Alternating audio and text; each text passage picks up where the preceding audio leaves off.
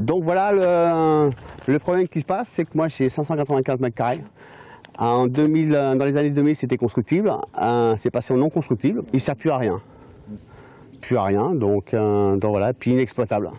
Un terrain désormais inexploitable pour cet habitant de Saint-Bran. La faute au nouveau plan local d'urbanisme voté in extremis avant les dernières élections municipales. Et les conséquences de ce nouveau PLU ne s'arrêtent pas là.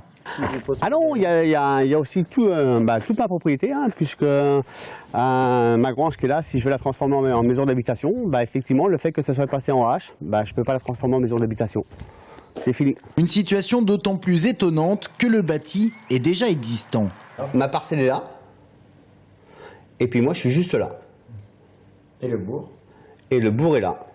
La propriété de Patrick Gillet est en fait passée en zone AH, c'est-à-dire en zone agricole à protéger.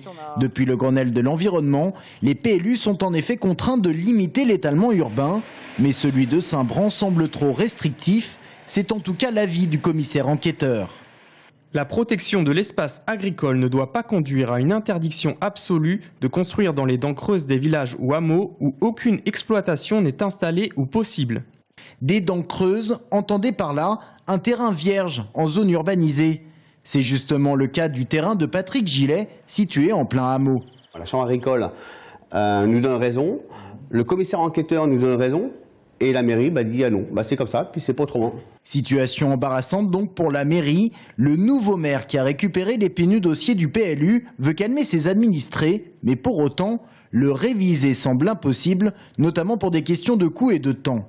Un PLU, c'est quand même 3 ans d'études avec beaucoup de réflexion et une vision qui est quand même soumise à beaucoup de contraintes. Mais une modification, à mon avis, n'aurait pas de sens parce qu'elle ne pourrait pas aller assez loin justement dans la révision du PLU pour pouvoir satisfaire toutes les demandes attendues par certains administrés.